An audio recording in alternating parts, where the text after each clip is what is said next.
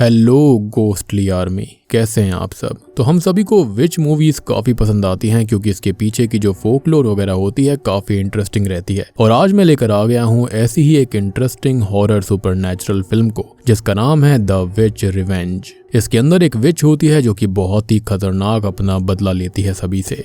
ये movie Ukrainian urban legend के ऊपर बेस्ड है जो कि वहाँ के जंगलों को आज तक भी हॉन्ट करती है। उम्मीद करता हूँ कि आपको ये जरूर पसंद आएगी।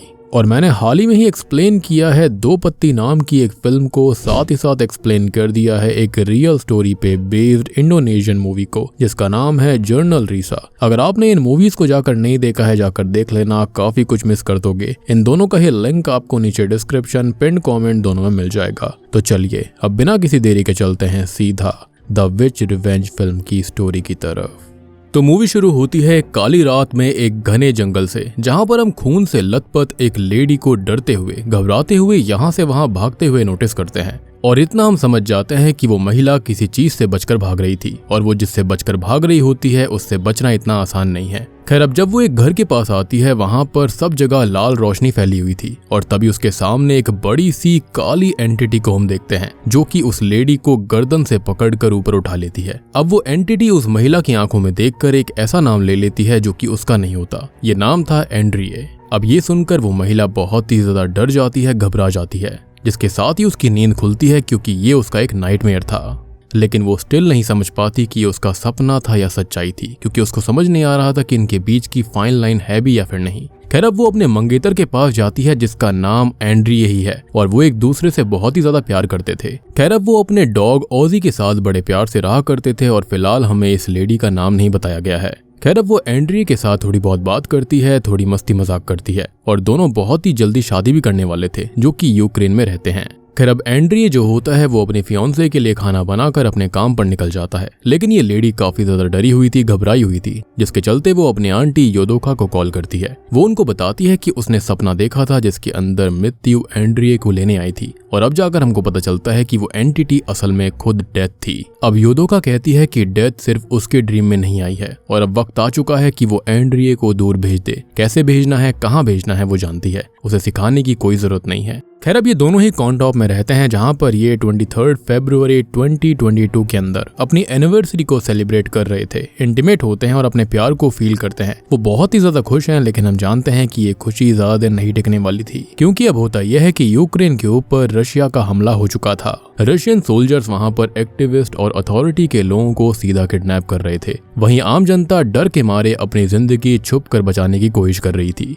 खैर, अब ये लेडी और एंड्रिए इससे बचकर भागने की कोशिश करते हैं, लेकिन जाते तो जाते कहां पर, क्योंकि हर जगह रशियंस घात लगाए बैठे हुए थे। वहां पर टैंक, बंदूक हर जगह थी। अब इस पर वो लेडी ये कहती है कि उन्हें उसकी आंटी के घर चले जाना चाहिए क्योंकि वो जंगलों के बीच बने हुए एक सेफ हाउस में रहती है जो कि वर्ल्ड वॉर के समय भी था, जिसको कोई ढूंढ नहीं पाया था और वहां पर वो सेफ रहेंगे। अब एंड्रिए उसकी बात मानता है और वो दोनों ही जंगल के रास्ते निकल भी जाते हैं, लेकिन बीच में ही उन्हें कुछ सोल्जर्स मिल जाते हैं जो कि उनकी कार को रोककर उनसे पूछताछ करने लगते हैं, तलाशी लेने लगते हैं। अब एंड्रिए उनके साथ काफी अच्छे से बात करने की कोशिश करता है, उनको हैंडल करने की कोशिश करता है, लेकिन वो उसकी फियांसे के साथ बदतमीजी करने लगते हैं और यहाँ भी उसे शांति रहना पड़ेगा। तो जैसे तैसे वो खून का घूंट पीकर रह जाता है, हालांकि उसे काफी ज्यादा गुस्सा आ रहा था। खैर, अब सब पूछताछ होने के बाद जैसे ही उनके जाने का समय होता है, सोल्जर्स अपने चीफ से उस लेडी की डिमांड करते हैं जिसके साथ उन्हें क्या ही करना होगा हम समझ सकते हैं, बेसिकली इंटीमेसी के लिए, और चीफ भी उन्हें ऐसा करने की परमिशन दे देता है। अब ये लोग एंड्रिए से उसकी फियांसे को छीनने लगते हैं जिस पर वो गोली चलाने लगता है और इसमें एक सोल्जर की जान भी चली जाती है, वहीं दूसरा अपना पैर खो देता है। अब वो कार वहां से जल्दी से लेकर निकल जाता है और जैसे तैसे वो लोग योदोका के घर पहुंच जाते हैं, यानी कि इसी लेडी की आंटी के यहाँ पर, जहां पर एंड्रिए की फियांसे अपने डॉग को बाहर निकालती है जो कि उस मुठभेड़ में इंजर्ड हो गया था। खैर, अब ये लेडी अपनी आंटी को डॉग को सौंप देती है और अपने हाथ पर नोटिस करती है, तब जाकर उसको एहसास होता है कि असल में एंड्रिए को भी गोली लगी थी, जिससे वो बहुत ही ज्यादा परेशान हो जाती है। ऑब्वियस सी बात है, गोलियां चली थी तो सोल्जर्स ने भी गोलियां ही चलाई थी। खैर अब वो एंड्रिया को संभालने की कोशिश करती है, लेकिन इसका कोई फायदा नहीं होता क्योंकि उसका प्यार उसके ही हाथों में दम तोड़ देता है और वो उसे ठीक करने की कोशिश में कुछ चैंट करती है, लेकिन अब इसका कोई फायदा नहीं था क्योंकि डेथ एंड्रिया को लेने आ चुकी थी। मतलब कि उसकी मौत आ चुकी थी और अब वो कैसे ही बच पाता। और यही सपना तो वो बार बार देख रही थी। डेथ उसे क्लेम कर लेती है और उसके जाने से वो लेडी पूरी तरह टूट गई थी। अब हम उन सोल्जर्स को देखते हैं जिन्हें कोई भी रिग्रेट नहीं था और वो अपने मरे हुए सोल्जर्स का जरूरी सामान निकाल लेते हैं और घायल हुए सोल्जर्स की ड्रेसिंग कर देते हैं, यानी कि उनके मन के अंदर थोड़ा सा भी रिमोर्स या फिर ये सारी चीजें बिल्कुल नहीं थी। खैर तभी हम उस लेडी को देख पाते हैं जो कि अपने फियोंसे एंड्रिया को आखिरी बार देखती है, उसे साफ करती है, प्यार से देखती है, उसके लिए फूट फूट कर रोती है। अब योदोका उसके पास आकर कहती है कि वो खुद को संभाले, सब कुछ ठीक हो जाएगा, जिस पर वो ये कहती है कि उसे सब कुछ ठीक नहीं चाहिए, उसे बस एंड्रिया चाहिए जिससे वो बहुत ही ज्यादा प्यार करती थी। वो योदोका से ये कहती है कि उसने दर्जनों जिंदगी जी हैं, सौयों जंग देखी हैं, हजारों बार मर चुकी है, लेकिन कभी उसे इतना बुरा आज तक फील नहीं हुआ जो कि आज हो रहा है। वो एंड्रिया के साथ बहुत खुश थी और पहली बार ऐसा हुआ था जब वो एक आम लड़की की तरह प्यार में थी। उसे प्यार मिल भी रहा था, लेकिन उससे ये खुशी छीन ली गई। उसने अपनी फोर्स को, पावर को छोड़ दिया था और वो चीज भी इतनी दर्द भरी नहीं थी जितनी की ये है। और अब वो इतने ज्यादा गुस्से में आ जाती है, वो ये बोलती है कि जिनकी वजह से ये हुआ है उन्हें इसकी कीमत चुकानी पड़ेगी, उन्हें मरना होगा, लेकिन आराम से, धीरे धीरे, दर्द को झेलते झेलते मरना होगा और वो उनको ऐसी मौत देगी कि वो सुकून की मौत के लिए तड़पेंगे। अब वो योदोका को एंड्रिया की बॉडी जलाने के लिए सौंप कर एक एक्स लेकर निकल पड़ती है। और यहाँ पर आप समझ चुके होंगे कि यहाँ पर ये जो लेडी है वो कोई आम लेडी नहीं थी, ये कुछ और ही थी। अब वो उस एक से घर के पीछे बनी सीक्रेट वॉल को तोड़ने लगती है जिसके अंदर एक सीक्रेट चेंबर था और ये चेंबर असल में विचक्राफ्ट, मिस्टिक रेलिक्स और सुपर नेचुरल चीजों से भरा पड़ा था। अब तभी वो एक जादुई आईने के सामने जाती है और अपने सारे कपड़े हटा देती है और उसके दोनों हाथ के रिस्ट पर टैटूज बने हुए थे और हम उस मिरर में देख पाते हैं कि ये टैटूज नहीं है, असल में बेड़ियां हैं। अब वो अपने रिस्ट पर कट लगाकर उन टैटू रूपी चेन्स को तोड़ देती है, जिसके साथ उसने अपनी पावर जो कि प्यार के लिए छोड़ दी थी वो आज उन्हें अनलीश कर देती है। और तभी हम उसकी बॉडी के ऊपर से नीचे तक दौड़ती उस पावर की एक झलक को देख पाते हैं और अब वो पूरी तरह से तैयार थी अपने बदले के लिए, मौत के खेल के लिए। और हमें उसका नाम अभी तक इसलिए नहीं बताया गया था क्योंकि असल में ये एक विच है जो कि अब शुरू करेगी अपने रिवेंज का खेल और यही इस मूवी का नाम भी है। अब तभी हम उन रशियन सोल्जर्स को देख पाते हैं जिनका चीफ ये बताता है कि अभी उन तक खाना नहीं आ पाएगा क्योंकि यूक्रेन ने खाने वाले ट्रक्स को रोक दिया है, तो अब वो जो चाहे वो कर सकते हैं, कहीं से भी खाना लाओ, किसी को भी मारो, कुछ भी करो, उन पर कोई एक्शन नहीं लिया जाएगा। जिसे सुनकर सब बहुत ही खुश थे, बेसिकली वो आजाद हो गए थे। अब वो लोग अलग अलग बंटकर यहाँ वहाँ जाते हैं और कुछ सोल्जर्स एक घर में आ जाते हैं जहाँ पर उनको एक बूढ़ा व्यक्ति मिलता है जो कि उन्हें भगाने लगता है, लेकिन वो उसे पीट कर घर के अंदर चले जाते हैं। खैर अब अंदर उन्हें उसकी बेटी कैटिया मिलती है जिसे वो होस्टेज बनाने लगते हैं। वो भागने लगती है तो उसे पीट कर वो बेहोश कर देते हैं और एक सोल्जर उसके साथ गलत काम करने लगता है जिसके एहसास से वो होश में आकर जोर से चिल्लाती है, लेकिन वो उस पर जरा भी रहम नहीं दिखाता। अब इसी बीच दूसरी टीम एक घर के अंदर ऐसे ही मस्ती मस्ती में गोलियां चला रही थी कि तभी एक ओल्ड लेडी उन्हें आकर समझाती है कि ये सही नहीं है, वो इंसान है तो वैसे ही रहें, जानवर जैसा बिहेव ना करें। लेकिन वो उस लेडी को ही शूट करके खत्म कर देते हैं क्योंकि वो उनको ज्यादा ज्ञान दे रही थी। खैर थोड़ी देर के बाद में वो लोग एक कैंप तक आते हैं और वो काटिया को साथ लेकर आए थे जिसके साथ सब कुछ ना कुछ कर सकें, लेकिन वो कुछ करें इससे पहले ही हम उस विच को देख पाते हैं जो कि एक ब्लड से रिचुअल करती है और ये रिचुअल उस सोल्जर पर किया गया था जो कि गोलीबारी के वक्त एंड्रिया के साथ घायल हो गया था, उसके पैर में चोट आई थी। अब होता यह है कि इस रिचुअल से उस आदमी का पूरा टूटा पैर तड़पने लगता है, वो घुटने लगता है, जिसके मुंह से बालों का गुच्छा बाहर आता है, यानी कि एक मैजिक विच बॉल। और फिर उसके मुंह से एक चिट बाहर आती है जो कि एक वार्निंग थी जिसके अंदर लिखा हुआ था कि ये जंगल उन सब की कब्र बन जाएगा। अब ये पढ़कर वो घबरा जाता है, लेकिन अब उसकी हालत और खराब हो जाती है जिसके साथ ही वो अपना दम तोड़ देता है। अब यहाँ चीफ को भी एक नाइटमेयर आता है जिसके अंदर वो खुद को उस विच हाउस में पाता है जहाँ पर खून से लथपथ वो विच उससे ये कहती है कि बिना किसी रहम के वो उन सबको खत्म करने आ रही है। अब चीफ इससे बहुत परेशान हो जाता है और वो सभी सोल्जर्स को कैटिया को यहाँ से दूर भेजने के लिए बोल देता है। वो सोल्जर कैटिया को एक जगह फेंक कर निकल जाते हैं और अब कैटिया को वो विच मिलती है जो कि उससे कहती है कि क्या उसे बदला लेना चाहिए, जिस पर कैटिया कुछ बोलती नहीं है, लेकिन उसके चेहरे और गुस्से से भरी आंखों से हम ये समझ जाते हैं कि हाँ, उसे बदला चाहिए था। अब तभी हम एक सोल्जर को देख पाते हैं जो कि हल्का होने जाता है, लेकिन उसके प्राइवेट पार्ट से खून बाहर आ रहा था जिससे वो परेशान होने लगता है। खैर इसी बीच हम दो और सोल्जर्स को देख पाते हैं जिसमें से एक को विच चैंटिंग्स करके अपने वश में करने की कोशिश करती है। वो उसे मारने भी आती है, लेकिन उसकी फैमिली फोटो देखकर रुक जाती है। अब वो दूसरे सोल्जर्स को फंसाकर पैसे का लालच देती है जो कि जमीन पर पड़े पैसे देखकर लालच में उसके करीब आने लगता है। खैर अब अगले दिन सब जागते हैं तो सबको वही सेम मैसेज मिलता है जो चीफ को मिला था कि उन सब की कब्र यहीं इसी जंगल में बनेगी, जिसको पढ़कर वो डर तो जाते हैं, लेकिन चीफ यहाँ पर इन सब चीजों में नहीं मानता था, यानी कि सुपरनैचुरल और विच जैसी चीजों में। तो वो ये कहता है कि ये कोई वॉर टैक्टिक्स हो सकती है जिसके अंदर उन्हें डराने की कोशिश की जा रही है, लेकिन वो लोग डरे नहीं क्योंकि वो सोल्जर्स हैं। अब तभी एक सोल्जर उन्हें जंगलों में ले जाता है जहां पर ढेर सारी वुडू डॉल्स लटकी हुई थी, यानी कि ब्लैक मैजिक और रिचुअल वाली चीजें। खैर अब आगे उन्हें वही लालची सोल्जर दिखाई देता है जिसकी वुडू डॉल से विच उसे टॉर्चर कर रही थी। उसने उसके बाल उखाड़ दिए थे, उसके लिप्स को सिल दिया था, उसके पेट को फाड़ दिया था और उसे बचाने एक सोल्जर आगे बढ़ता है कि तभी वो लालची सोल्जर ब्लास्ट हो जाता है क्योंकि उसके आगे ही विच ने एक बॉम्ब ट्रैप लगाया हुआ था। ये सब देखकर सभी बहुत परेशान थे और उस सोल्जर पर गुस्सा करते हैं कि उसे आगे नहीं जाना चाहिए था। खैर अब तभी हम विच को देखते हैं जो कि एक बहुत ही ज्यादा भयानक और डार्क रिचुअल कर रही होती है, जिसके अंदर वो एक डीमन को समन करती है और उसे अपने अंदर समा लेती है ताकि उसकी शक्ति और बढ़ जाए। अब तभी योदोका यानी कि विच की जो आंटी होती है वो अपने घर के बाहर ढेर सारी डेड रेवन बर्ड्स की बारिश को देखती है।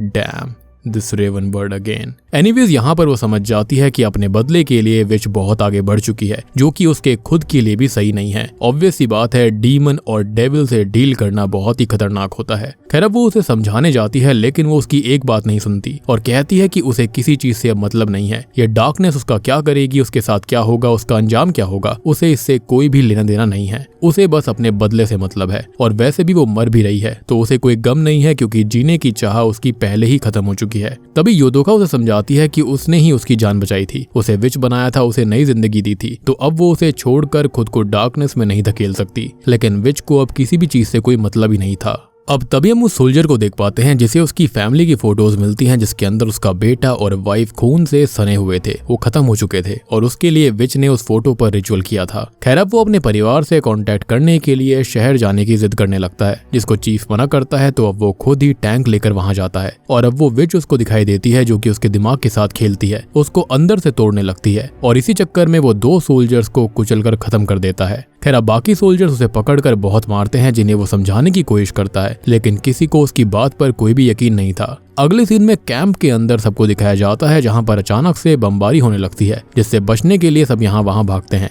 और इसी बीच एक सोल्जर जंगलों तक पहुंच गया था और ये सोल्जर वो है जिसने उस ओल्ड लेडी को शूट किया था, जिसे उस ओल्ड लेडी की खून से सनी साइकिल दिखाई देती है और अब उस ओल्ड लेडी का भूत उसे हॉन्ट करने लगता है। वो यहाँ वहां भागता है लेकिन इसका कोई फायदा नहीं था, वो उसके पीछे ही आती जाती है। तभी वहां पर चीफ आ जाता है जो कि उसको संभालता है और उसके माथे पर कुछ सिंबल्स बनाकर कहता है कि उसके मरने का टाइम आ चुका है। और ये चीफ नहीं था बल्कि उसके रूप में वो ओल्ड लेडी का गोस्ट, और गोस्ट भी नहीं बल्कि असल में ये वो विच है जो कि उसे खत्म करके उसका दिल निकाल कर ले जाती है। ऑब्वियस सी बात है, वो डिमोनिक हो चुकी थी। अब सभी सोल्जर्स यहाँ आकर उसकी ये हालत देखकर काफी परेशान हो जाते हैं क्योंकि ऐसा कौन दुश्मन था जो कि इस हद तक जा सकता था। अब एक सोल्जर ये कहता है कि ये नॉर्मल नहीं है, ये द विच ऑफ कॉनटॉप का ही काम होगा जिसका लेजेंड यहाँ पर हमेशा से बसा हुआ है। लेकिन चीफ उसकी इस बात को नकार कर उसके ऊपर इस सुपरस्टिशन के लिए गुस्सा करने लगता है। खैर तभी हम विच को देख पाते हैं जो कि उस सोल्जर का दिल खा रही होती है, जिसके पास उसकी आंटी योदोका आती है। वो उसको फिर से समझाती है लेकिन वो उल्टा उसको ही हर्ट करके बोलती है कि उसे और शक्ति चाहिए और जब वो होश में आती है तो उससे माफी मांगकर वहां से निकल जाती है। और अब तक योदोका बहुत ही ज्यादा डर गई थी क्योंकि इस विच का नाम ओलेना था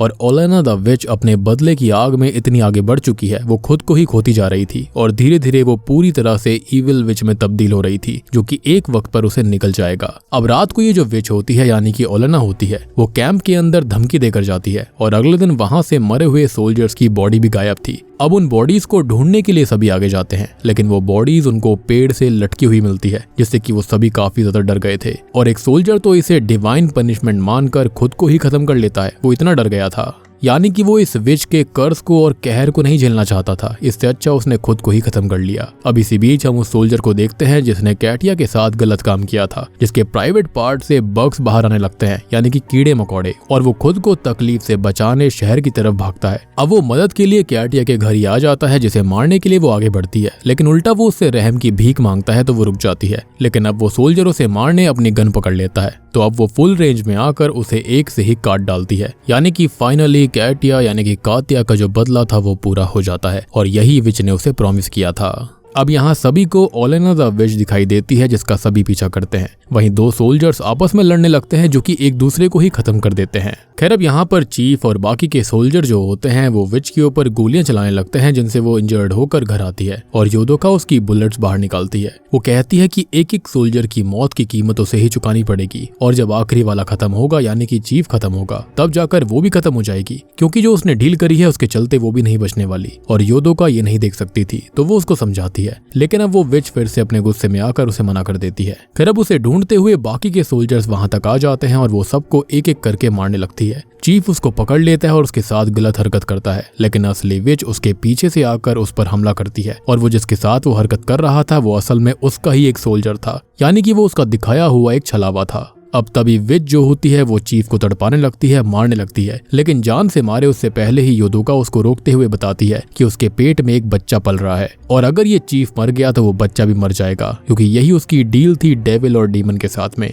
और ये बच्चा उसके प्यार की निशानी है और उसके जीने का सहारा भी है। वो खुद को शांत करने की कोशिश भी करती है लेकिन उसका रेज खत्म नहीं होता। लेकिन तभी उसका डॉग ओजी वहां पर आ जाता है जिसको देखकर वो शांत हो जाती है, क्योंकि वो भी उनके साथ रहा था कभी। लेकिन विच ये कहती है कि माफ करने से कुछ नहीं होगा और सारी चीजें अंत में लौट कर वापस आएंगी और उसे और ज्यादा दुख होगा। लेकिन योदोका उसको समझाती है कि उन्हें चीफ को मारने की जरूरत ही नहीं है, उससे बदला लेने के लिए उसके पास एक अलग तरीका है। तभी अब अगले सीन में हम चीफ को कैंप पर देख पाते हैं जिसको योदोका ने पूरी तरह से पागल कर दिया था और यहाँ पर अब नए सोल्जर्स आते हैं जो कि चीफ को ही अरेस्ट कर लेते हैं। और अब यहाँ पर सबको ऐसा लग रहा था कि चीफ ने अपने ही सारे सोल्जर्स को मार दिया था और अब जो चीफ है वो प्रिजनर ऑफ वॉर बन चुका था, जिसके साथ क्या होगा हम सोच भी नहीं सकते। खैर तभी हम विच को देख पाते हैं जिसने एक बच्चे को जन्म दिया था, जिसके साथ अब वो एक अच्छी जिंदगी जिएगी और उसका बदला भी पूरा हो चुका था।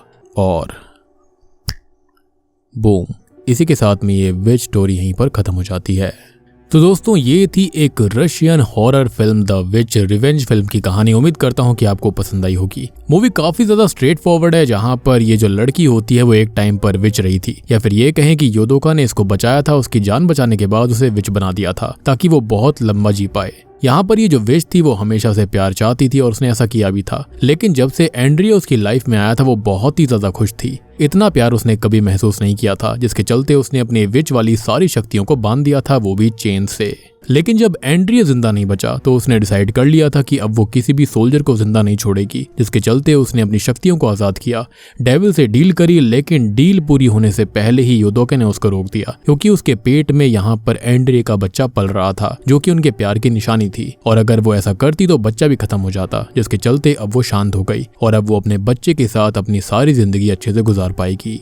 तो उम्मीद करता हूँ कि आपको ये यूक्रेनियन फिल्म पसंद आई होगी। पसंद आई है तो वीडियो को लाइक कर देना, चैनल के ऊपर नए हैं तो सब्सक्राइब कर लीजिए। और अगर आपने अभी तक जर्नल रीसा फिल्म को नहीं देखा है, जो कि एक रियल इंडोनेशियन हॉरर स्टोरी से इंस्पायर्ड होकर बनाई गई है, नेटफ्लिक्स के ऊपर हाल ही में रिलीज हुई है, तो उसको जाकर जरूर देख लेना। उसका लिंक आपको नीचे डिस्क्रिप्शन में पिन कमेंट में मिल जाएगा। और अगर आपने चैनल को सब्सक्राइब नहीं किया है जल्दी से कर लीजिए, क्योंकि इस न्यू ईयर से पहले हमको जल्दी से चैनल के ऊपर 1 मिलियन सब्सक्राइबर्स पूरे करने हैं। बहुत ही साधारण सा एम है, इजीली पूरा हो सकता है, तो आप जल्दी से सब्सक्राइब कीजिए, चैनल को सबके साथ शेयर कीजिए, सब्सक्राइब करवाइए सभी से। बाकी आप कमेंट करके बताना कि आपको ये वीडियो कैसी लगी, वीडियो को लाइक जरूर कर देना। तो मैं आपको मिलता हूँ अगली वीडियो के साथ में, तब तक के लिए